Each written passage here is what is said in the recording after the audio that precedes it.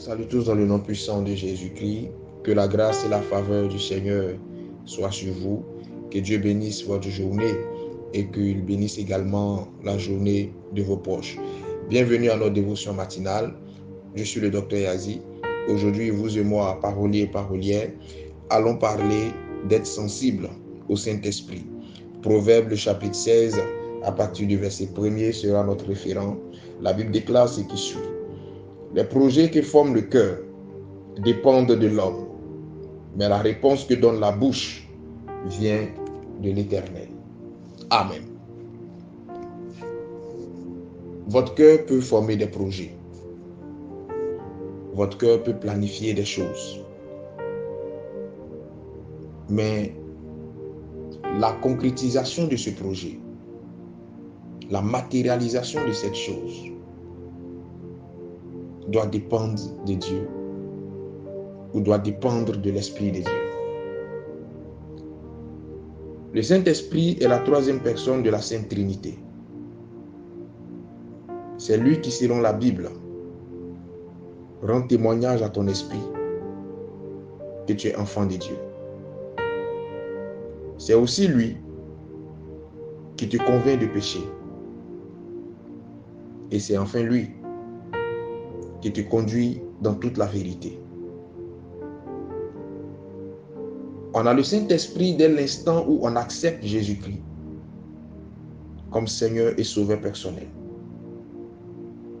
Le fait de parler en langue est le couronnement ou la matérialisation de la présence du Saint-Esprit dans notre vie.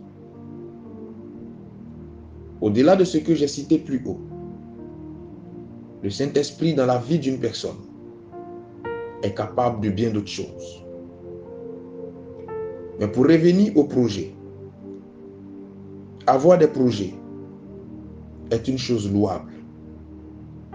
Mais dépendre du Saint-Esprit dans la mise en exécution de ces projets est une nécessité. Tu as raté des opportunités.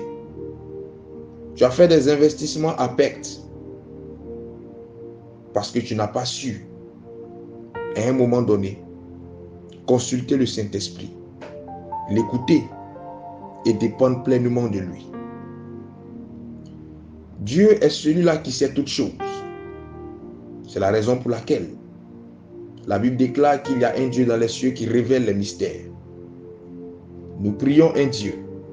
Tu adores un Dieu qui a des oreilles et qui entend, qui a une bouche et qui parle, qui a des yeux et qui voit, qui est capable même de voir une fourmi noire dans le noir, sous une pierre noire. Dieu sait donc toutes choses. Il sait où, quand et comment un projet doit être exécuté. Si tu te précipites en t'engageant sur des voies sans consulter Dieu, il y a de fortes chances que tu commettes des erreurs.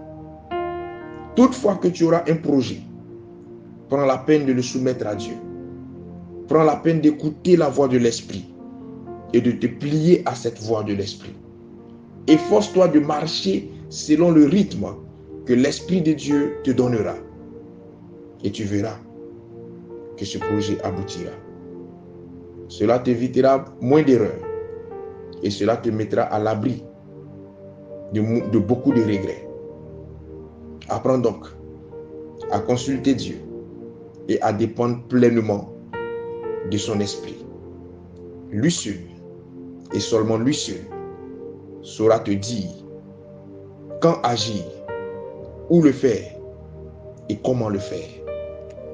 Ce matin, je prie que Dieu étende sa main sur ta vie et que Dieu t'aide à ne pas être le seul décideur de ta vie, à ne pas être le seul exécutant de tes projets.